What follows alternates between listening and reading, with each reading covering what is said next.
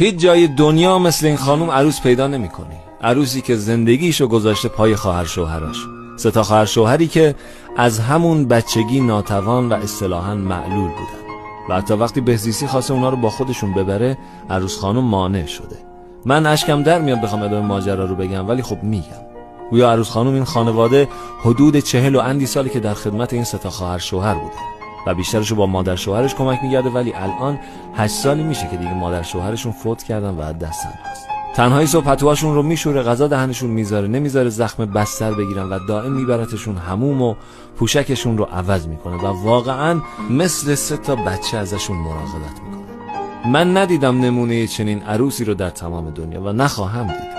میدونم که جاشون حتما توی بهشته. شما بخوای یه جمله در وصف عروس خانم بگی، چی مینویسی براش؟ یه جمله نابی بنویس که دلگرم شه.